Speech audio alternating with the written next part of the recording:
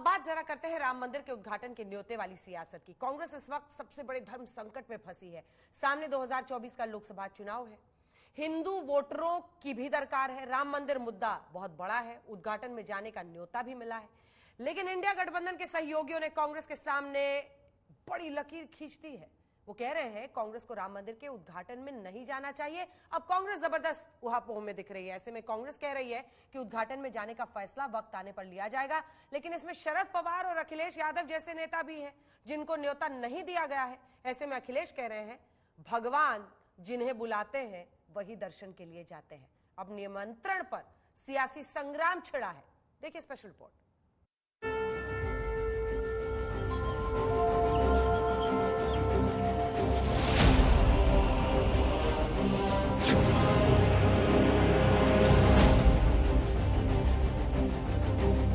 राम मंदिर के उद्घाटन की तारीख नजदीक आई।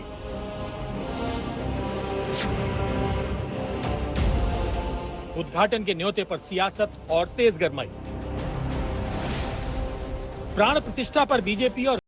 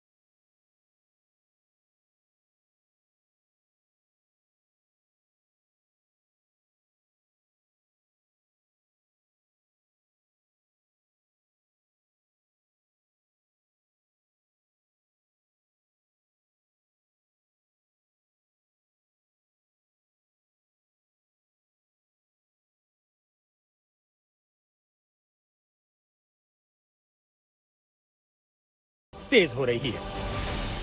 तो ये भारतीय जनता पार्टी भगवान राम का राजनीतिक कर रही है और नग्न तांडव हो रहा है। सरकार है बीजेपी की यूपी में और दिल्ली में। मुझे लगता है प्रभु श्री राम की तरह से पिंडा इसकी राजनीतिकरण जो कर रहे हैं उसके खिलाफ है, तो इसलिए हम जाएंगे नहीं। अगर निमंत्रण आएगा तो हम इसमें नहीं जा रहे हैं।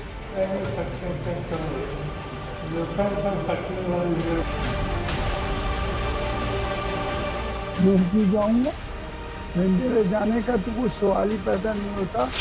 मेरा निवेदन रहेगा कि 22 तारीख को जिनको निमंत्रण मिला है वो तो अवश्य जाए। आज सबसे पहले बात समाजवादी पार्टी की करते हैं। उन्हें न्योता नहीं मिला है। ऐसे में अखिलेश यादव कह रहे हैं जब भगवान बुलाते हैं तभी दर्शन के लिए जाते हैं, बिना बुलाए कोई नहीं जाता है। अब बीजेपी की तरफ से इसका जवाब आया है।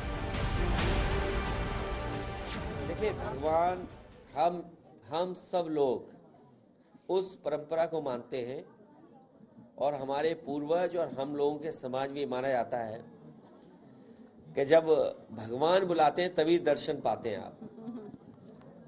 बिना बुलाए कोई नहीं जाता। भगवान बुलाते हैं तो हम सब जाते हैं। भगवान श्री राम की जन्मभूमि पर भव्य मंदिर निर्माण की एक लंबी लड़ाई है। उस लड़ाई में राम भक्तों का खून बहा है, लाठी खाए हैं लोग, गोली खाए हैं, जेल गए हैं, और उस यातना देने वाले परिवार से श्री अखिलेश यादव जी जुड़े हुए हैं। मेरा व्यक्तिगत तौर से कोई राम का भक्त बनकर के राम के धाम में आवे, सबका स्वागत है, आना भी चाहिए। अगर कोई अपना प्रायश्चित करना चाहता तो भी अच्छा है, अगर श्रद्धा भाव से आना चाहता तो भी अच्छा है। किसी का विरोध नहीं होना चाहिए, सभी का स्वागत होना चाहिए। और जो नहीं आ रहे हैं, मैं तो यही कहूँगा भगवान राम उनको सद्बुद्धि दें, उनको भी बुला के दर्शन दे दें। जो तमाम विकार भरा हुआ है वो विकार निकल जाएगा। 22 जनवरी 2024 को अयोध्या में रामलला की प्राण प्रतिष्ठा के समय गर्भगृह में केवल 5 लोग ही मौजूद रहेंगे। प्रधानमंत्री नरेंद्र मोदी, यूपी की राज्यपाल आनंदीबेन पटेल, संघ प्रमुख मोहन भागवत, यूपी के मुख्यमंत्री योगी आदित्यनाथ और राम मंदिर के मुख्य पुजारी आचार्य सत्येंद्र दास इस कार्यक्रम में मौजूद रहेंगे।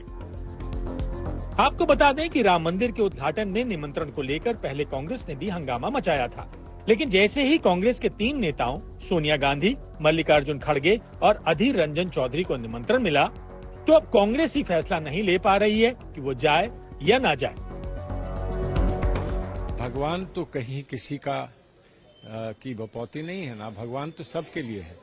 भगवान हो, परवरदिगार हो, अल्लाह हो, ईसा मसीह हो, वो सबके लिए है, किसी एक व्यक्ति विशेष के लिए नहीं है, एक विशेष पार्टी के लिए नहीं है, सबके ही है। और जब सबका जो है वो सबका ही रहेगा, कोई कितना बखान करे, कुछ कहे, जो सबका है वो सबका रहेगा। और उसमें सबको आस्था है। आस्था के अलग अलग समय पर अलग अलग प्रकार हुआ करते हैं, वो सब मिलकर इस देश को बनाते हैं, इस देश को बनाया है। हमें हर्ष और खुशी इस बात की है कि ये देश जो है एक गुलदस्ता है, जिस गुलदस्ते में हर रंग का फूल है, हर सुगंध है, हर धर्म की हर आस्था जुड़ी है, और वो गुलदस्ता है जिसको हम भारतवर्ष कहते हैं।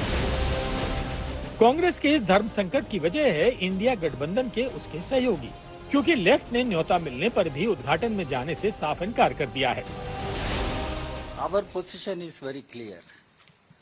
Our position is in tune with the Constitution of India. Our Constitution makes it very clear.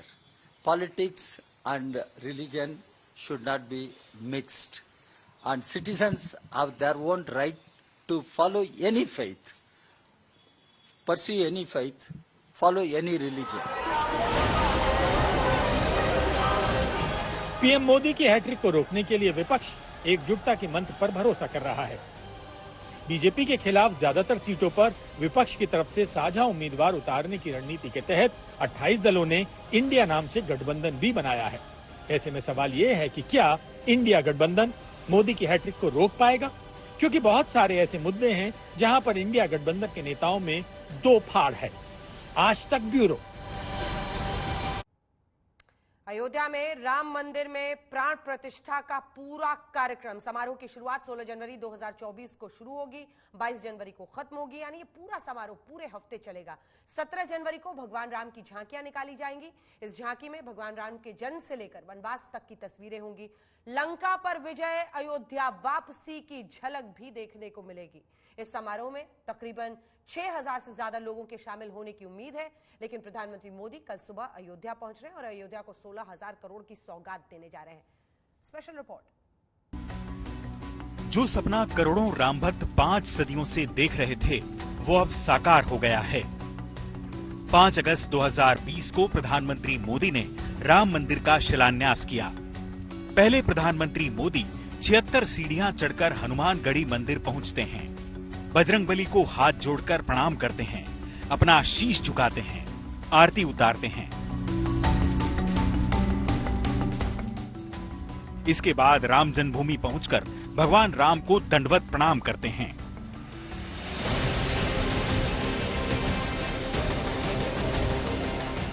और अब 22 जनवरी 2024 को प्रधानमंत्री मोदी राम मंदिर का उद्घाटन करने जा रहे हैं। लेकिन उससे पहले पीएम मोदी कल यानी 30 दिसंबर को भी अयोध्या पहुंच रहे हैं और राम नगरी को 16,000 करोड़ की सौगात देने वाले हैं। पीएम मोदी सुबह 10:45 पर अयोध्या एयरपोर्ट पहुंचेंगे। यहां से वो सीधे रोड शो के लिए रवाना होंगे। उनका रोड शो NH-27 से धर्मपथ, लता चौक, रामपथ, टेढ़ी बाजार और मुहावरा बाजार होते हुए अयोध्या धाम रेलवे स्टेशन पहुंचेगा। यहां रोड शो के दौरान ही वे रामलला दर्शन कार्यक्रम में शामिल होंगे। उसके बाद अयोध्या धाम रेलवे स्टेशन का उद्घाटन करेंगे। यहां अमृत भारत और वंदे भारत ट्रेन को हरी झंडी दिखाएंगे। इसके बाद प्रधानमंत्री मोदी अयोध्या एयरपोर्ट का उद्घाटन करेंगे और एयरपोर्ट के बगल में बने मैदान में एक बड़ी जनसभा को संबोधित करेंगे।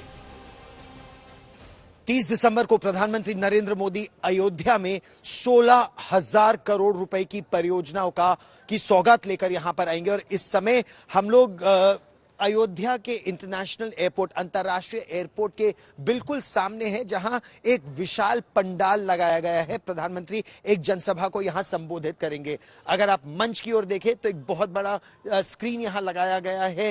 अभी भगवान गणेश की आप तस्वीरें देख रहे हैं। जो दिव्य भव्य राम मंदिर बन रहा है, वहां पर भी भगवान गणेश की का एक अलग मंदिर होगा।